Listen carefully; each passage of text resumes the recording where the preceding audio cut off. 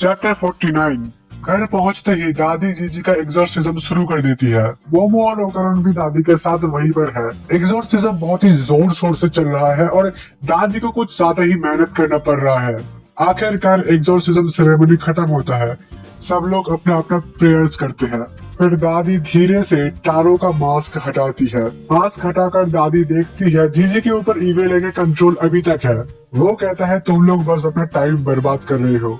हमेशा की तरह ही मोमो के घर पे सब लोग खाना खा रहे हैं। आयरा और मोमो लड़ रही है, ओकरण और ग्रैनी लड़ रहे हैं और दादी और प्रीस्ट आगे क्या करना है उसका प्लानिंग कर रहे हैं। आयरा अचानक कप्पा को बोलती है तुम अर्थ पे फिर से वापस क्यों आ गए?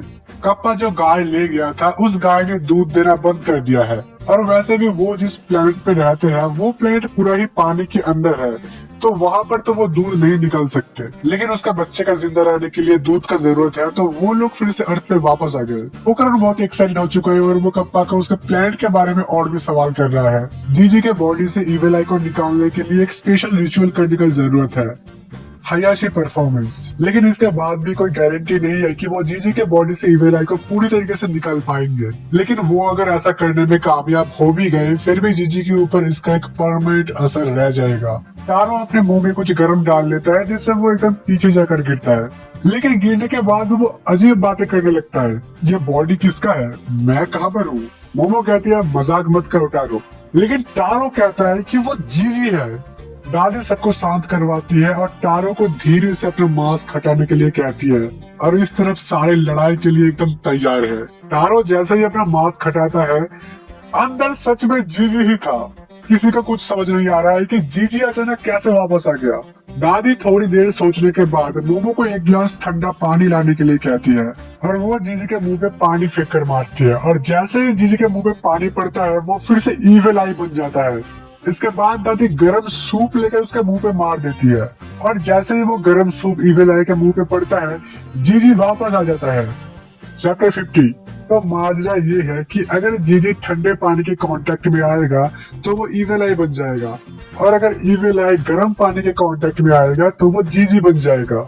जीजी अपने मजाक मस्ती में ही मस्त है, लेकिन टारो पूछता है कि और कितने टाइम तक उसको अपना बॉडी देना पड़ेगा। इस तरह से वो हाना से नहीं मिल पा रहा है। दादी कहती है रात 10 बजे के बाद वो किसी भी मर्द को हाना से नहीं मिलने देगी। लेकिन हाना तो टारो का गर्लफ्रेंड थी ना। फिर दादी थोड़ा सा सीरियस हो जाती है और वो मोमो, ओकरण और जीजी से माफी मांगती है क्योंकि वहाँ पर इविल आई है ये पता होते हुए भी उन्होंने उन सबको वहाँ पर भेजा। ये सब चल रहा था इतने में ग्रैनी कहती है क्या तुम लोगों को सच में लगता है कि तुम लोग इविल आई को कंट्रोल कर सकते हो? पहाड़ों में इविल आई को लिटरली गॉड माना जाता है।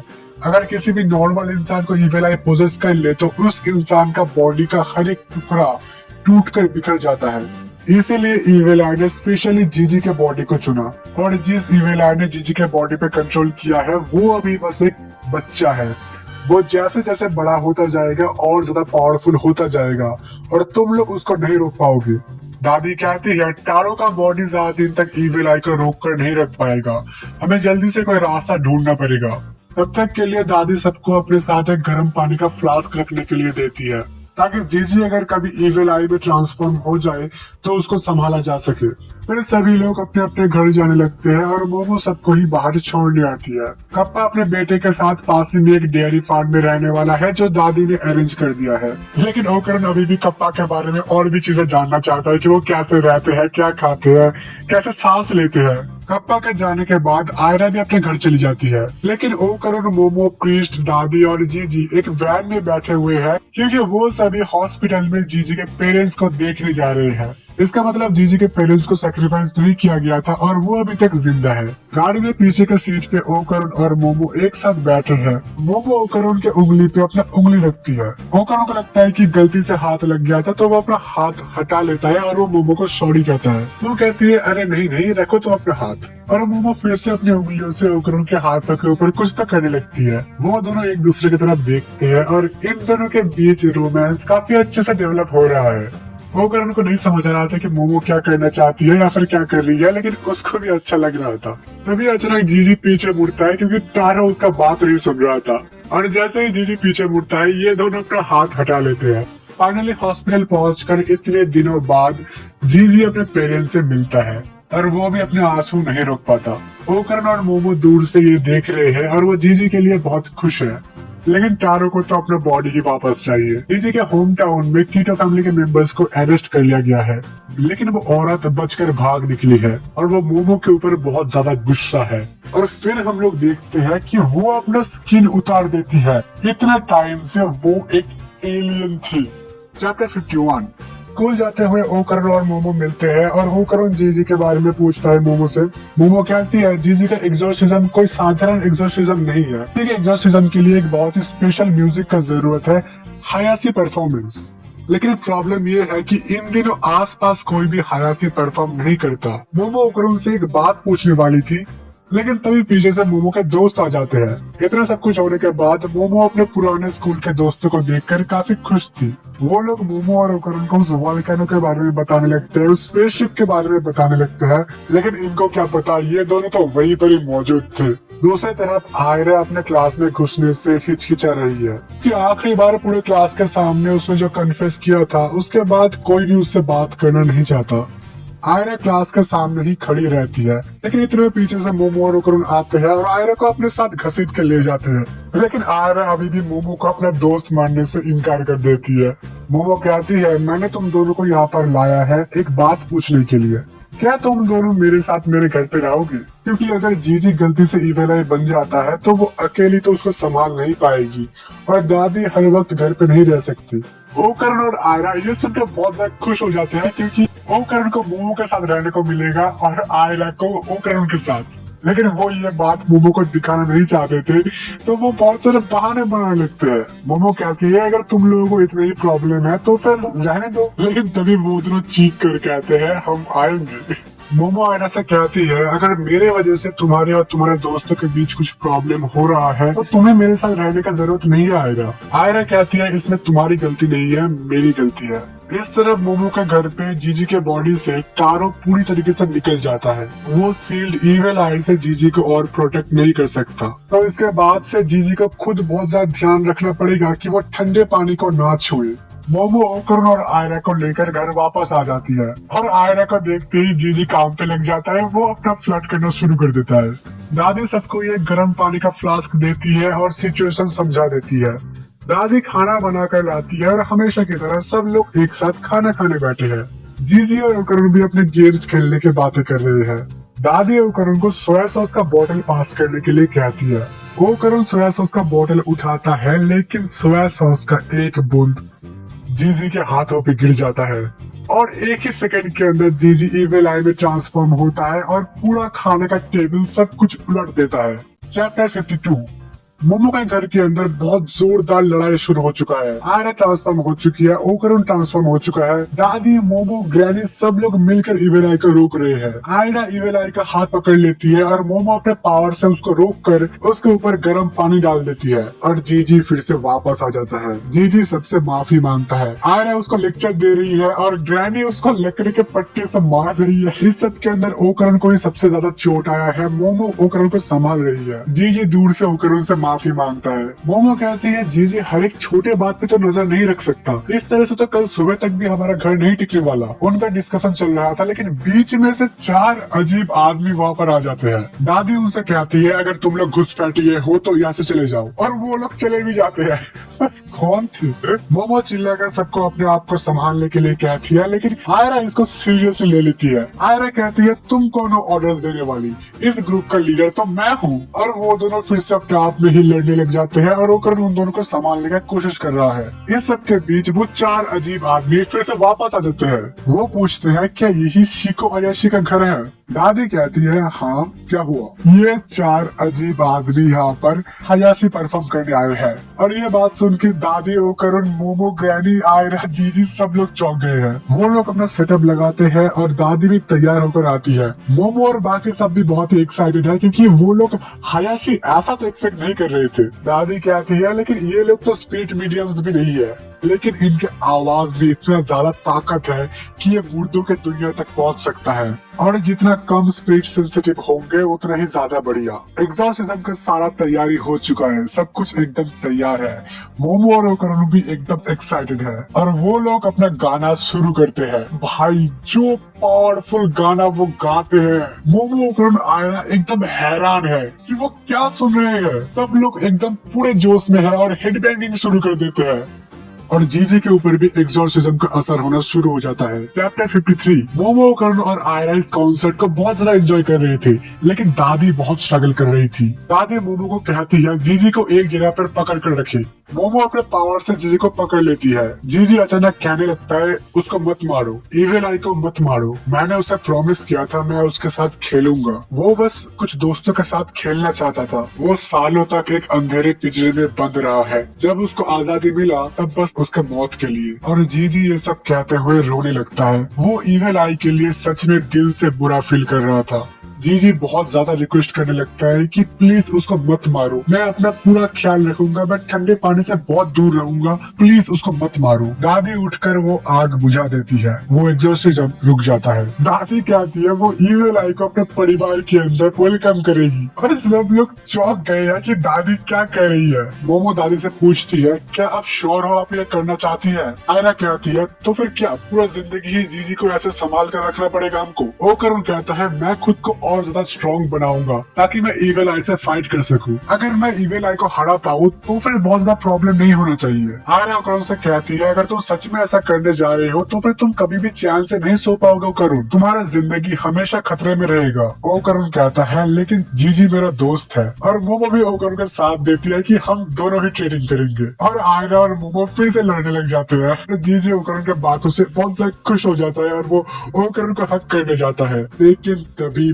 बारिश शुरू हो जाता है और पलक झपकते ही जीजी ट्रांसफॉर्म होकर इविल आई बन जाता है और ओकरण को एक बहुत जोर से मुक्का मारता है। दादी मोमो और आयरा मिलकर किसी तरह से एक और बार संभाल लेते हैं और घर का हालत बहुत ही ज्यादा खराब हो चुका है। अगले दिन सुबह से ही दादी जीजी का ट्रेनिंग शुरू कर देती है। मोमो भी जीजी का मदद करती है उसके स्पिरिचुअल पावर्स को अवेकन करने के लिए। दादी जीजी को समझाती है कि ये स्पिरिचुअल पावर्स को कंट्रोल करना सीखना जीजी के लिए बहुत ज्यादा जरूरी है। अगर वो अपने खुद के स्पिरिचुअल पावर्स को ठीक से यूज करना सीख जाएगा तो वो अकेले ही इविल आई को कंट्रोल में रख पाएगा। चैप्टर 54। टूटे फूटे घर को किसी तरह से कपड़ों से ढककर वो लोग घर के अंदर ही स्लीपिंग बैग्स में सो रहे हैं। ओकरण जीजी का पूरा ध्यान रख रहा है ताकि कोई भी गलती ना हो। अगर वो बाथरूम में जा रहा है तो ओकरण हर वक्त उसके साथ जा रहा है और हर वक्त पानी को चेक कर रहा है। मोमो भी पास के रूम में ही है और सब कुछ ध्यान में रख रही है। जीजी इस सब के लिए ओकरण से माफी मांगता है। ओकरण कहता है जब टर्बोगन ने उसके ऊपर कब्जा कर लिया था तो बाकी सब ने भी उसका बहुत ज्यादा ख्याल रखा था। इवन दादी ने कितने सारे ओकरण के यूनिफॉर्म्स भी खरीद के दिए हैं। ओकरण जब दादी को वो पैसे लौटाने गया था तब दादी ने उससे कहा था अगर तुम मुझे रीपे करना ही चाहते हो तो फिर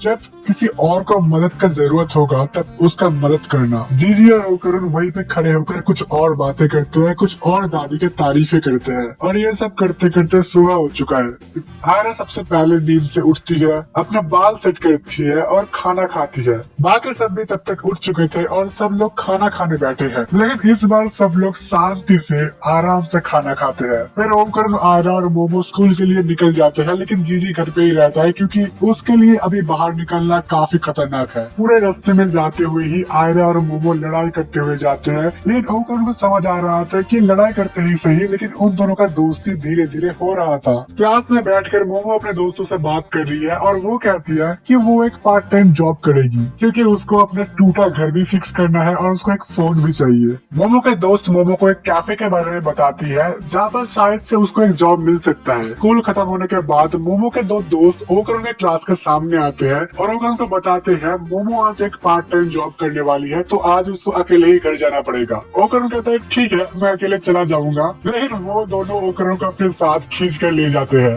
वो दोनों ओकरण को जबरदस्ती कहीं तो ले जा रहे थे। वो लोग एक रेस्टोरेंट के सामने पहुंचते हैं और सामने ही मोमो खड़ी थी एक मेड ड्रेस के अंदर। मोमो ओकरण को देखकर बहुत ज्यादा शर्मा जाती है और ओकरण भी मोमो को देखकर उतनी ज्यादा शर्मा जाता है। मोमो यहाँ पर एक मेड कैफे के अंदर जॉब कर रही है। वो ओकरण को एक मेड की तरह क्यूट तरीके से वेलकम करती है और करण पूरा शर्म से लाल हो चुका है। मोमो का तो दोस्त वो करण को यहाँ पर जानबूझ कर लाए है ताकि उन दोनों को ऐसे मिलवा सके।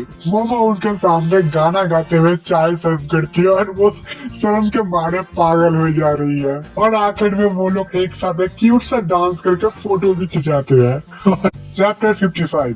मोमो को बहुत परेशान करने के बाद उसके दोस्त आखिरकार उस रेस्टोरेंट से निकलकर जाने लगते हैं और मोमो उनको खुशी खुशी अलविदा कहती है। फिर वो दोनों ओकरन को भी उनके साथ चलने के लिए बुलाते हैं, लेकिन ओकरन कहता है तुम लोग आगे जाओ, मैं यहीं पर रुकूंगा। मोमो कहती है ओकरन तुम्हें घर जाना चाहिए, जीजी तुम्हारे लिए इंतजार कर रहा होगा। ओकरन मोमो को ऐसे परेशान करने के लिए माफी मांगता है। मोमो कहती है ठीक है, लेकिन आगे से यहाँ पर मत आना, और ओकरन को वहाँ से जाने के लिए बोलती है। ओकरन कहता है लौटते वक्त रात हो जाएगा और वो मोमो को ऐसे रात में अकेली छोड़कर नहीं जा सकता। मोमो कहती है मेरे लिए फिक्र मत करो, मैं खुद को संभाल सकती हूँ। ओकरन फिर और बहस नहीं करता और वो वहाँ से चला जाता है और मोमो अपना काम जारी रखती है, लेकिन नजर उसका घर ही पड़ी था कब वो घर जा पाएगी। मोमो अपने काम का पहला दिन बहुत अच्छे से खत्म करती है, लेकिन ऑलरेडी बहुत रात हो चुका है, रात के 10 बज चुके हैं। मोमो घर जाने के लिए बाहर निकलती है और वो देखती है चारों तरफ सारे अनजाने लोग और ठंड भी काफी ज्यादा बढ़ चुका है। मोमो जैसे ही थोड़ी सी आगे बढ़ती है ओकरन कहीं से दौड़ते हुए वहाँ पर पहुँच जाता है। ओकरन कभी घर गया ही नहीं था, वो यही पास ही में मोमो के लिए इंतजार कर रहा था। मोमो कहती है लेकिन इतनी ठंड में तुम कहाँ पर थे? फिर वो दोनों एक साथ घर जाने लगते हैं। मोमो ओकरन का हाथ पकड़ती है। मोमो कहती है कुछ और मत समझना, बस ठंड है इसीलिए।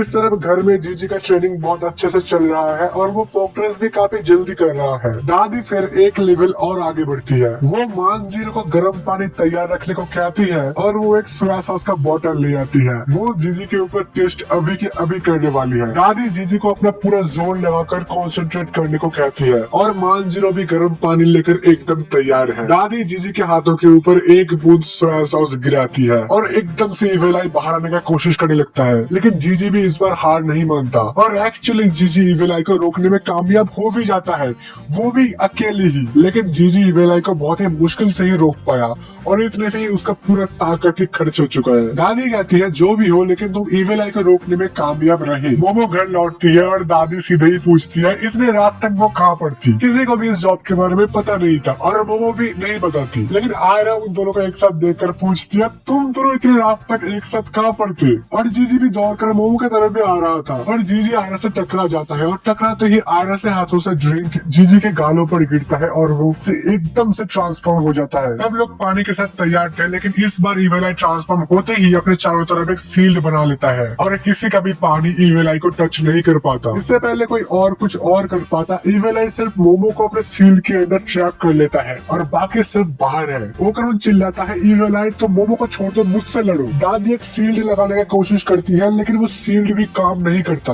इविल आई मोमो को एक बहुत जोरदार पंच मारने ही वाला है और ओकरन बस लाचार ये देख रहा है। चैप्टर 56। इविल आई मोमो के ऊपर अपना पंच थ्रो करता है, लेकिन उसी वक्त मोमो अपने हाथों के बिना ही अपने पावर्स को यूज करती है और इविल आई को अपने से दूर करने में वो कामयाब हो जाती है। लेकिन अगले ही पल इविल आई पूरे शील्ड को ही श्रिंक कर देता है और वो मोमो के गर्दन को बहुत जोर से पकड़ लेता है। लेकिन मोमो जैसे ही इविल आई के पास पहुंचती है, वो अपने मुंह से इविल आई के ऊपर पानी फेंकती है। घर लौटते ही ठंड की वजह से वो सबसे पहले गर्म पानी पी रही थी और उसके मुंह में पहले से ही गर्म पानी था। जीजी फिर से नॉर्मल हो जाता है। जीजी थोड़ा परेशान हो जाता है, वो मोमो को सॉरी कहता है। वो करण दौड़कर आता है, जीजी को सामने से हटाकर वो मोमो को संभालता है। दादी जीजी को टॉवल देकर कहती है ठीक है कोई बात नहीं, तुम्हारा दोष नहीं है। लेकिन जीजी को बहुत ही ज्यादा बुरा लग रहा था। रात में सोते वक्त आयरा भी मोमो से माफी मांगती है। वो कहती है वो और ज्यादा ध्यान रखेगी। मोमो कहती है ठीक है कोई बात नहीं, होता रहता है। लेकिन ओकरण और जीजी एक दूसरे से आज रात कोई बात नहीं करते। वो दोनों के ही दिमाग में बहुत कुछ चल रहा था। अगले दिन कप्पा जिस फार्म में काम करता है वहाँ पर ओकरण उससे मिलने आता है। कप्पा काफी अलग दिख रहा था, तो ओकरण उससे पूछता है तुम इतने अलग क्यों दिख रहे हो? कप्पा कहता है जब मैं अर्थ में रहता हूँ तब मैं ऐसा ही दिखता हूँ। और ओकरण इस बात से भी एक्साइटेड हो जाता है और वो ये इन्फॉर्मेशन भी अपने डायरी में लिख लेता है। और फिर ओकरण को याद आता है कि वो यहाँ पर एक्चुअली में क्यों आया था। वो कप्पा से रिक्वेस्ट करता है उसको फाइटिंग सिखाने के लिए, लेकिन कप्पा मना कर देता है क्योंकि उसको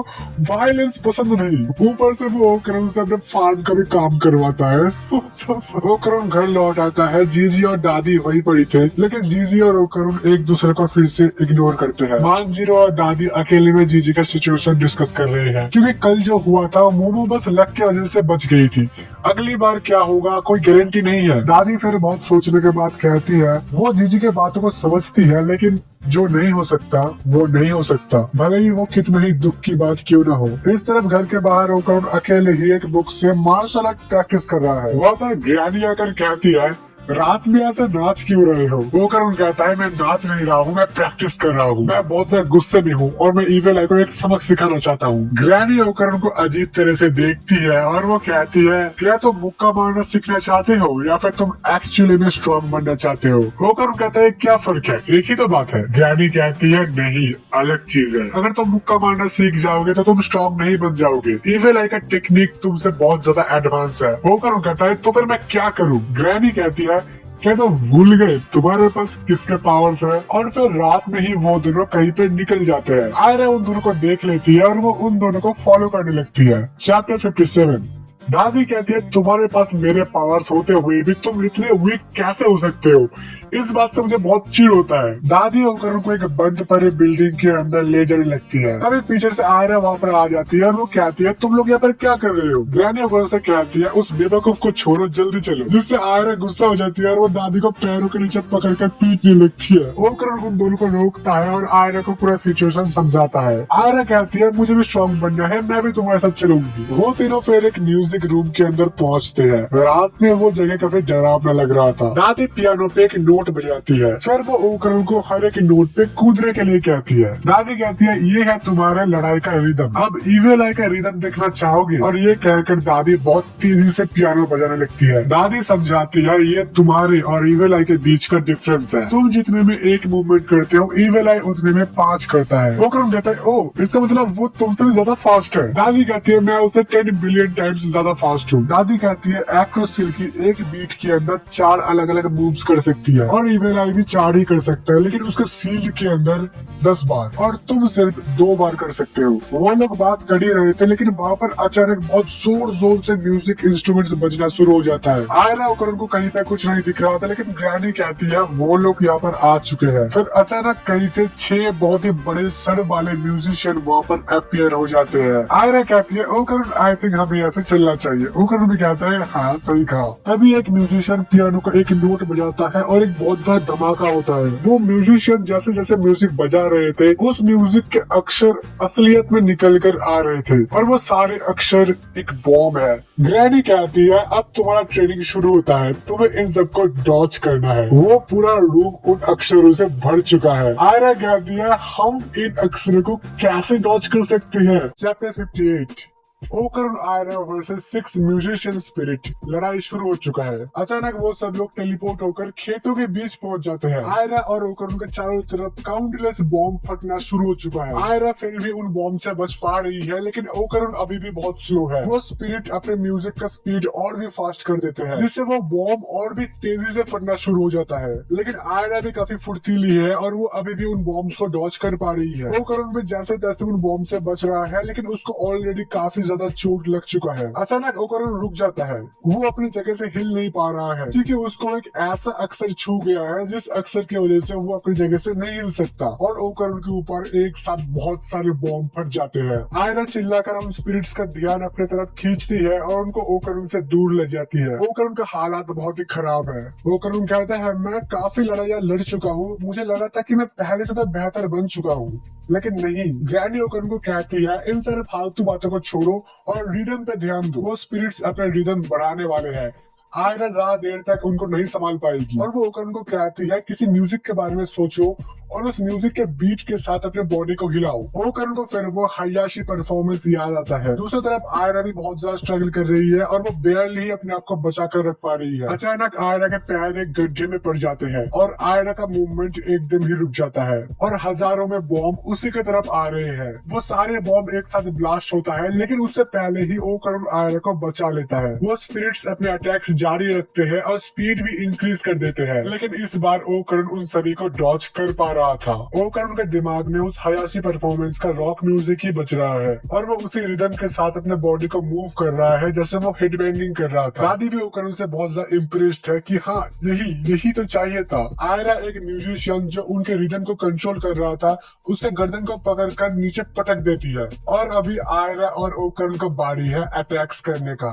चैप्टर 59। जैसे ही उनका रिदम टूटता है बाकी सब भी नीचे गिर जाते हैं। ग्रैनी कहती है अब जल्दी करो, इनको खत्म करो। आयरा कहती है चुप, मुझे मत कहो मुझे क्या करना है। लेकिन वो म्यूजिशियंस अभी भी हारे नहीं है, वो अपने अटैक्स फिर से कंटिन्यू करते हैं। आयरा कहती है अपना वक्त बर्बाद मत करो, तुम्हारे अटैक्स हम पे और काम नहीं करेंगे। लेकिन जैसे ही वो दोनों उनकी तरफ बढ़ रहे थे उनके सामने बहुत बड़े 4 आदमी आ जाते हैं और अचानक वो दोनों देखते हैं वो लोग एक ऑर्केस्ट्रा हॉल के अंदर पहुंच चुके हैं और पूरा हॉल खचाखच ऑडियंस से भरा हुआ है और वो सारे ऑडियंस उन दोनों के ऊपर अटैक्स करना शुरू कर देते हैं। ग्रैनी कहती है ये सब बस उनके म्यूजिक का इल्यूजन है, मेन 4 म्यूजिशियन को मार दो काम हो जाएगा। आयरा कहती है लेकिन वो लोग है कहाँ, मुझे दिख तो नहीं रहे हैं। आयरा अपने बालों से ग्रैनी को ऊपर उठाती है और ग्रैनी उन म्यूजिशियंस को ढूंढ लेती है लेकिन इतना ज्यादा भीड़ था कि वो लोग उन सबके बीच पिस रहे थे। आयरा अपने बालों से बीच में जो बड़े बड़े इंसान थे उनमें से एक को पकड़ लेती है और खुद को और ओकरण को उस भीड़ से खींचकर बाहर निकलती है। वो बड़े बड़े इंसान भी उन दोनों को मारने का कोशिश कर रहे हैं लेकिन इनके मूवमेंट्स बहुत ही स्लो है और वो दोनों इनके अटैक्स को आराम से डॉज कर पा रहे हैं। आयरा ओकरण से कहती है इनको मुझ पर छोड़ दो, तुम म्यूजिशियंस को मारो। लेकिन ये कहते ही आयरा को एक हिट लग जाता है। आयरा का तभी मोमो का ख्याल आता है और उसको याद आता है कि वो यहाँ पर क्यों है और ज्यादा स्ट्रॉन्ग बनने के लिए। वो खुद को संभालती है और वो चारों को ही वो अकेले ही पीटने लगती है और देखते ही देखते वो एक जायंट को टेक डाउन कर भी लेती है। वो ओकरण को कहती है यहाँ पर सब कुछ सही है, मैं संभाल लूंगी, तुम उनको संभालो। ओकरण अकेले ही बाकी बचे 5 म्यूजिशियंस के ऊपर चार्ज करता है। वो लोग कॉन्स्टेंटली बॉम्ब फेंक रहे थे लेकिन ओकरण को डॉज करने में कोई परेशानी नहीं हो रहा था। ग्रैनी कहती है जल्दी करो वरना वो लोग तुम्हें फिर से घेर लेंगे। ओकरण कहता है मुझे पता है लेकिन मैं सिर्फ 2 बार ही ऑल आउट जा सकता हूँ तो मुझे एक बार में ही उन 5 को टेक डाउन करना पड़ेगा। उनका चारों तरफ घूमते घूमते ओकरण एक पॉइंट पर पहुँचता है जहाँ पर वो 5 ही एक लाइन में थे और ओकरण ऑल आउट जाता है और वो उन 5 को ही एक ही बार में टेक डाउन कर लेता है। चैप्टर 60।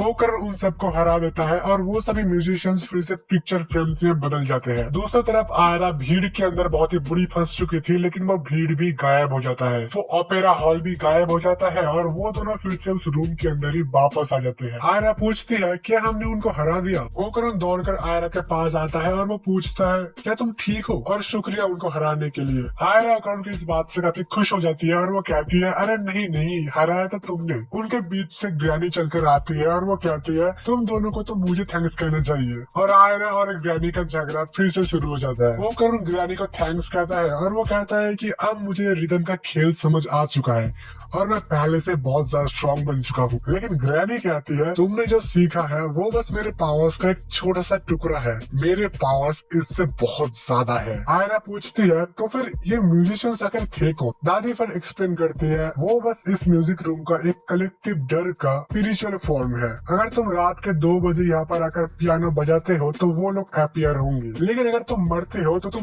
असलियत में मरते हो। आयरा और ओकरण कहते हैं हम दोनों सेकंड राउंड के लिए यहाँ पर नहीं आ रहे हैं पर हम लोग घर में देखते हैं जहाँ पर सब लोग जीजी को समझा रहे हैं। वो लोग जीजी से कहते हैं फिर से हयाशी परफॉर्म करके इविल आई को एग्जीक्यूट कर देना चाहिए। इविल आई को कंट्रोल नहीं किया जा सकता और ये एक फैक्ट है। अगर हम लोग इसी चीज को ऐसे ही कंटिन्यू रखेंगे तो फिर किसी का मौत भी हो सकता है और जीजी तुम जरूर इस मौत का कारण नहीं बनना चाहोगे, क्यों है ना। और दूसरी बात तुम अपने पेरेंट्स के साथ भी नहीं रह पाओगे, तुम्हें पूरा जिंदगी ऐसे ही नजरबंदी होकर रहना पड़ेगा। वो लोग कल हयाशी परफॉर्म करने वाले हैं और ये डिसाइड हो चुका है। मोमो कहती है लेकिन तुम लोग जीजी को पूछे बिना ये अरेंज कैसे कर सकते हो। मोमो दादी को इस बारे में कुछ कहने के लिए कहती है लेकिन दादी भी चुप रहती है। इनका बहस चल रहा था तभी ओकरण बाहर से बहुत जोर से जीजी का नाम पुकारता है। मोमो और जीजी चौंक जाते हैं कि ओकरण ऐसे क्यों चिल्ला रहा है और वो दौड़कर बाहर आते हैं। वो वो दोनों बाहर आकर देखते हैं गेट के सामने ओकरुन और आयरा खड़ी है। ओकरुन और जीजी एक दूसरे की तरफ देखते हैं। मोमो ओकरुन से पूछती है ये सब क्या चल रहा है, इतनी रात तक तुम लोग कहाँ पर थे। ओकरुन आयरा को सिग्नल देती है और आयरा अपने हाथ में एक पानी का ग्लास लेकर जीजी की तरफ बढ़ने लगती है। ओकरुन कहता है कोई भी बीच में नहीं आएगा, मैं इविल आई को हराने वाला हूँ। बाकी लोग भी तब तक बाहर आ चुके थे। मोमो ओकरुन को रोकने का कोशिश करती है। ओकरुन कहता है मुझे बहुत ज्यादा गुस्सा आया था जब इविल आई ने तुम्हारा गर्दन पकड़ा था और मैं बस लाचार देख रहा था। इविल आई एक खतरनाक बीस्ट है और उसको एक सबक सिखाना जरूरी है। और ओकरुन ट्रांसफॉर्म होते हुए एक बात कहता है कि और मैं इस बात से और भी ज्यादा गुस्सा हूँ कि मैं उससे ज्यादा वीक हूँ। ओकरुन जीजी से कहता है तुम बस इंतजार करो, इविल आई को बचाने का तुम्हारा विश मैं पूरा करूंगा। मानजीरो ओकरुन को रोकने का कोशिश करता है, कहता है कि ये बहुत ही खराब आइडिया है, लेकिन दादी कहती है उसको मत रोको, ये उन दोनों के बीच का मामला है। ओकरुन पूरी तरह से तैयार होता है और आयरा जीजी के ऊपर पानी फेंक देती है और पलक झपकते ही इविल आई बाहर आकर अपना पहला अटैक ओकरुन के ऊपर कर भी देता है। और इविल आई इस बार पहले से भी ज्यादा स्ट्रॉन्ग है, लेकिन ओकरुन उन सभी अटैक्स को इजीली डॉज कर लेता है और सारे ये देख के एकदम हैरान है। चैप्टर 61। ओकरुन और इविल आई का फाइट शुरू हो चुका है। उन दोनों का स्पीड इतना ज्यादा है कि बाकियों के लिए उनको देख पाना भी मुश्किल है। और ओकरुन भी इस बार सिर्फ इविल आई का अटैक्स डॉज नहीं कर रहा है, वो इविल आई के ऊपर अपना स्पेशल अपर कट भी मारता है, लेकिन इविल आई उस अटैक को ब्लॉक भी कर देता है। लेकिन ओकरुन इस बार ज्यादा फास्ट है, वो फटाक से इविल आई के पीछे जाकर अपना स्पेशल मूव कंटिन्यूअसली स्पैम कर देता है। इविल आई जितने में एक मूव कर रहा है, ओकरुन उतने में 4 कर रहा है। इस बार इविल आई के सामने ओकरुन एक मॉन्स्टर की तरह दिख रहा था। ओकरुन इविल आई को बहुत पीट चुका है, लेकिन इविल आई ओकरुन के ऊपर एक हाथ तक नहीं लगा पाया और मौका देख के ओकरुन इविल आई के ऊपर पहली बार ऑल आउट जाता है। और ये अटैक इतना ज्यादा पावरफुल था कि इविल आई सीधे घर के अंदर जाकर घुसता है और पूरा घर ही टूटकर बिखर जाता है। ओकरुन अपने नॉर्मल फॉर्म में वापस आ चुका है, लेकिन इविल आई अभी तक पूरी तरह हारा नहीं है। वो उठकर आता है और वो कहता है रुक क्यों गए, अभी तो मजा आना शुरू हुआ था। मोमो आयरा ओकरुन का मदद करने के लिए आगे आ रहे थे, लेकिन ओकरुन फिर से चिल्लाता है ये हम दोनों के बीच का मामला है, कोई बीच में नहीं आएगा। लेकिन ओकरुन का हालात बहुत अच्छा नहीं है, वो बहुत ज्यादा थक चुका है और उसका पैर भी बहुत ही बुरी तरह कांप रहे हैं। इविल आई ओकरुन से कहता है जल्दी से ट्रांसफॉर्म हो जाओ, लड़ाई फिर से शुरू करते हैं। लेकिन ओकरुन कहता है मैं तुमसे नहीं लड़ूंगा, मैं खुद से कमजोर ओपोनेंट से नहीं लड़ता। इविल आई कहता है कौन कमजोर, मैं तुमसे कमजोर, पागल हो गया। लेकिन ओकरुन बार बार कहता रहता है कि नहीं तुम मुझसे ज्यादा कमजोर हो और मैं तुमसे नहीं लड़ूंगा, लेकिन अगर तुम खुद को स्ट्रॉन्ग बनाकर आओगे तो फिर मैं तुमसे लड़ूंगा। ओकरुन यहीं पर नहीं रुकता, वो और भी सड़ते रखते जाता है। इविल आई किसी और को चोट नहीं पहुंचा सकता, वो किसी और से नहीं लड़ेगा, सिर्फ और सिर्फ ओकरुन से लड़ेगा। और दादी ये सब सुन के हंस रही है कि ओकरुन एक जीनियस है। फिर ग्रैनी आकर असली बात बताती है। ओकरुन का शुरू से यही प्लान था कि वो इविल आई का खेलने का साथी बनेगा। ओकरुन जब इविल आई से लड़ा था तब उसको ऐसा महसूस हुआ था कि इविल आई के लिए ये लोगों को मारना लड़ना ये सब बस खेल जैसा है और वो बस खेलना चाहता है। इसीलिए ओकरुन इविल आई का टारगेट बन गया ताकि बाकी लोगों को वो इस सब से दूर रख सके। और इविल आई ओकरुन के बातों में आ भी जाता है। आखिर में वो प्रॉमिस करता है वो किसी और को चोट नहीं पहुंचाएगा और वो किसी और से लड़ेगा भी नहीं। इसके बदले वो और ओकरुन वीकली एक बार लड़ेंगे। ओकरुन कहता है लेकिन मैं तुम पे यकीन कैसे करूं। इविल आई अपने चड्डी उतारता है और वो कहता है ये चड्डी मुझे सबको मारने के लिए उकसाता है तो और वो चड्डी ओकरुन को देकर कहता है ये चड्डी तुम्हारे पास रहेगा जब तक मैं तुमको मार ना दूं। और ओकरुन को वो चड्डी देकर नॉर्मल जीजी बन जाता है। ओकरुन जीजी से कहता है चिंता मत करो, तुमने किसी को चोट नहीं पहुंचाया और तुम आगे से भी किसी को चोट नहीं पहुंचाओगे, अब से तुम एक नॉर्मल जिंदगी जी पाओगे। और दादी भी ओकरुन से बहुत इम्प्रेस्ड है। चैप्टर 62। मानजीरो इविल आई का चड्डी एक बॉक्स के अंदर रखकर अपने पास सेफ रखता है क्योंकि उसके बिना इविल आई किसी को चोट नहीं पहुंचाएगा जैसा उसने प्रॉमिस किया है। फिर सब लोग मानजीरो को बाय कहते हैं और मानजीरो अपने शहर चला जाता है। और ठीक उसी वक्त वहाँ पर जीजी के पेरेंट्स भी आ जाते हैं जिनसे दादी बहुत ही अच्छे से बात करती है। दादी को इतने अच्छे से बात करते देखकर ओकरुन और आयरा चौंक गए हैं। दादी नॉर्मल तरीके से भी बात कर सकती है। उसके बाद जीजी, आयरा, ओकरुन सब लोग मोमो को बाय कहकर वहाँ से जाने लगते हैं। ओकरुन के जाते वक्त वक्त मोमो कहती है, क्या तुम्हें बस इतना ही कहना था और कुछ नहीं? चलो चलो अब कह भी दो। इन दोनों को ऐसे बात करते देखकर आयरा फिर से वापस आती है और फिर से झगड़ा शुरू कर देती है। आखिर वो सबके जाने के बाद दादी, मोमो और ग्रैनी अपने तहस नहस हो चुके घर को देख रहे हैं। दादी कहती है, मैं अभी इस झमेले में तो नहीं पड़ने वाली, और वो तीनों चिल मारने चले जाते हैं एक हॉट स्प्रिंग में। हॉट स्प्रिंग में सारा दिन बिताने के बाद वापस लौटते हुए दादी कहती है, हॉट स्प्रिंग के अंदर हमने जितना खर्चा किया हमारे पास बस उतना ही थे और हमारे पास पैसे नहीं है, आगे जो होगा वो देखा जाएगा।